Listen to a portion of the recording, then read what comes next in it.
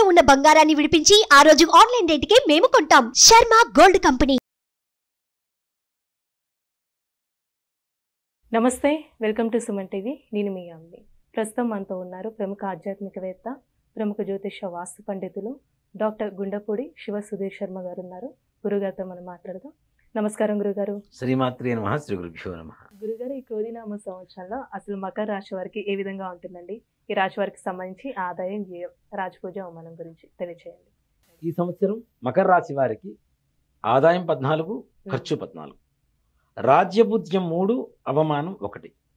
కానీ ఈ సంవత్సరం ఈ మకర రాశి వారు అనుకునేటువంటి పనులన్నీ కూడాను మొండి పట్టుదలతో పూర్తి చేస్తారు.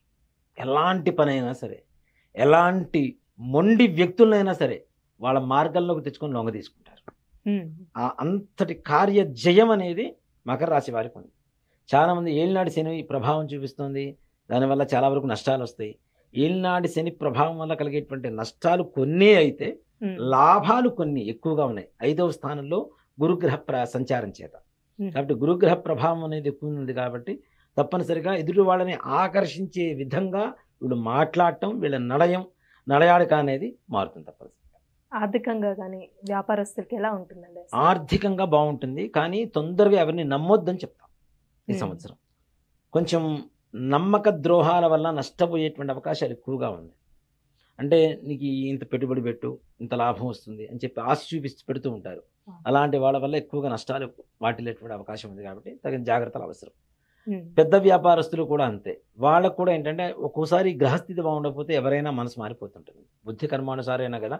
కాబట్టి వాళ్ళ బుద్ధిని మార్చేటువంటి లక్షణాలు ఎదురు వాళ్ళల్లో ఎక్కువగా ఉంటే తప్పనిసరిగా వీళ్ళు కూడా అనవసరమైనటువంటి పెట్టుబడులు పెట్టడం, వాటి ద్వారా మోసపోవడం అనేది జరుగుతుంది. కాబట్టి 1-2 సార్లు ఆలోచించి వ్యాపారం చేయడం అనేది ఉత్తమమైనటువంటి మార్గం. అంటే రాశి వారికి ఏమైనా ఆరోగ్య సమస్యలు ఉన్నాయండి? ఉన్నాయమ్మా. ముఖ్యంగా ఈ మోకాళ్ళ దగ్గర నుంచి కింద పాదభాగం వరకు కింద పడి దెబ్బలు తగలటము, లేదంటే ఈ మోకాళ్ళలో గుజ్జరిగిపోయిందని చెప్పి ఆపరేషన్ జరగడం, ఇట్లాంటివి ఎక్కువగా జరుగుతూ ఉంటాయి. ఈ కాళ్ళకి వేళ్ళకి సంబంధించినటువంటి దెబ్బలు, చికిత్స అనేది తప్పనిసరిగా అవసరమైనటువంటి అవకాశం ఎక్కువ కనపడుతుంది. అంటే ఈ రాశి వారికి సంబంధించండి వివాహ ప్రయత్నాలు చేస్తున్న వాళ్ళకి ఎలా ఉంటుంది ఈ సంవత్సరం? సంపూర్ణంగా జయం కలుగుతుంది. వివాహ విషయంలో మంచి సంబంధాలు వస్తాయి. వీళ్ళు పెద్దగా కష్టపడకుండా వివాహ సంబంధాలు కుదురుతాయి. వివాహం కూడా దిగ్విజయంగా పూర్తవుతుంది. కానీ వీళ్ళకు ఉండేటువంటి ఎమోషన్స్ వల్ల పెళ్ళైన తర్వాత కొత్త జంట ఉంటుంది కదా, ఆ జంటలో ఉండేటువంటి చిన్న చిన్న విషయాలు తగాదాలు వచ్చేటువంటి అవకాశం ఉంది. కాబట్టి ఆ ఎమోషన్స్ని కంట్రోల్ చేసుకోవడం అనేది మాత్రం చాలా అవసరం. ఇప్పుడు ప్రైవేట్ ఉద్యోగస్తులు కానీ గవర్నమెంట్ రంగానికి సంబంధించి ఎలా ఉంటుందండి? ప్రమోషన్స్ అలా ఉన్నాయి? ఉద్యోగస్తులకి ఈ సంవత్సరం పెద్దగా చెప్పుకోదగ్గంత పరిస్థితి కాదమ్మా. ఒక మోస్తరుగా ఉంటుంది. ముఖ్యంగా ప్రైవేట్ ఉద్యోగస్తులకు బాగుంటుంది. ప్రభుత్వ ఉద్యోగస్తుల కంటే కూడా ప్రైవేటు ఉద్యోగస్తులకు మంచి మార్పులు వస్తాయి. ప్రభుత్వ ఉద్యోగంలో మంచి స్థానానికి వెళ్ళినా పెద్దగా వరిగే లాభం అంటే ఏమి ఉండదు వీళ్ళకి. ఏదో అంతంత మాత్రాన అంతే. అంటే స్థానం మారుతుంది, కానీ ఆర్థికపరమైనటువంటి లాభాలు మాత్రం పెద్దగా పెరగవు వీళ్ళకి. ఇప్పుడు రియల్ ఎస్టేట్ రంగం ఎలా ఉంటుందండి? రియల్ ఎస్టేట్ రంగం వారు కూడా తగిన జాగ్రత్తలు అవసరం. వేస్తుంటారు, వెంచర్స్ వేస్తుంటారు.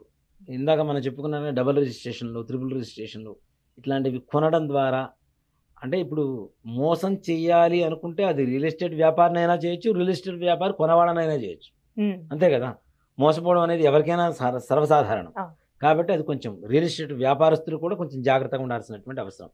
ఈ డబుల్, ట్రిపుల్ రిజిస్ట్రేషన్స్ ద్వారా కోర్టు వ్యవహారాలు, పోలీస్ స్టేషన్లకు వెళ్ళటాలు, గొడవలు, ఇంటి మీద గొడవలు రావడం ఇట్లాంటివి ఎక్కువగా జరిగేటువంటి అవకాశం ఉంది. కాబట్టి కొంచెం జాగ్రత్త వహించడం అనేది మంచిది. అంటే ఇప్పుడు వ్యవసాయం ఎలా ఉంటుందండి? వ్యవసాయ పరంగా బాగుంటుంది. మంచి యోగం ఉంటుంది, మంచి లాభాలు చేకూరుతాయి. ఇక్కడ ముఖ్యంగా ఏంటంటే అకాల వర్షాల వల్ల కొంతవరకు నష్టం చేకూరినా ఈ రాశి వాళ్ళకి మాత్రం కొంతవరకు బెటర్గా. ఇప్పుడు భార్యాభర్తల మధ్య కానీ సంతానం పరంగా ఎలా ఉంటుందండి రాశి వారికి సంబంధించి? సంతానం అతి మొండిగా తయారయ్యేటువంటి సమయం. అతి మొండి ఎట్లా అంటే సైకోయిజంతో ప్రవర్తించేటువంటి పిల్లలు, అంటే పిల్లల ప్రవర్తన మారుతూ ఉంటుంది. కాబట్టి పిల్లల్ని జాగ్రత్తగా చూసుకోవాలి, వాళ్ళని ప్రేమగా వాళ్ళని కూర్చోబెట్టి మాట్లాడాలి. లేకపోతే ఇంకా మొండితనంగా మారుతారు, ఇంకా సైకోయిజంగా మారుతూ ఉంటారు. అలాగే ఈ సైకోయిజం ఎక్కడి నుంచి వస్తుందంటే ముఖ్యంగా భార్యాభర్తల మధ్య దగ్గర నుంచి వస్తుంది కదా. వీళ్ళు ఏం చేస్తుంటారు, పిల్లలు అదే చేస్తుంటారు. కాబట్టి ముఖ్యంగా భార్యాభర్తలు ఏదైనా గొడవలు ఉంటే పిల్లల ముందు పడకుండా కూర్చొని సఖ్యతగా మాట్లాడుకోవడం అనేది మంచిది. కానీ అలా కూడా కుదరలేదు, ఎవరైనా పెద్దవాళ్ళని బంధుమిత్రుల ద్వారా వీళ్ళ సంసారపరమైనటువంటి ఈ విషయాలు ఏవైతే ఉంటాయో, ఏవైతే బాధలు ఉంటాయో, కష్టాలు ఉంటాయో అవి తొలగిపోయేటువంటి అవకాశం ఉంది.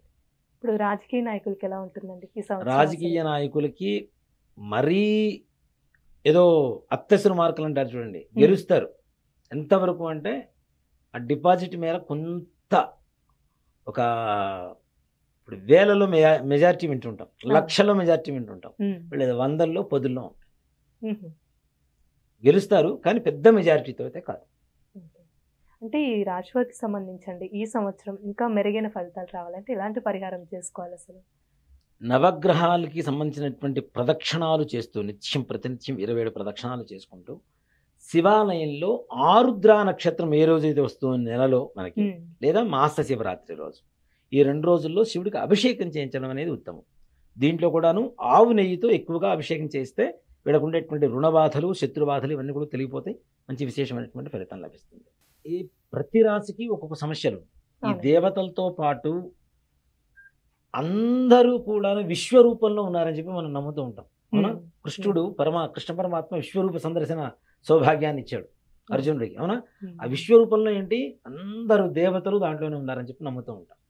కాబట్టి ఈ విష్ణుమూర్తి యొక్క అనుగ్రహం కలిగితే సకల కార్యాలు దిగ్విజయంగా పూర్తవుతాయి. కాబట్టి ఇప్పుడు మనం ఏప్రిల్ 9వ తారీఖు ఉగాది రోజు నుంచి మన హనుమత్ ప్రత్యంగర వారాహ యజ్ఞస్థలి ఎందు ఏదైతే మనం మహాలక్ష్మి సమేత మహాసుదర్శన హోమం చేస్తున్నామో ఉగాది నుంచి 41 రోజు పాటు జరుగుతుంది.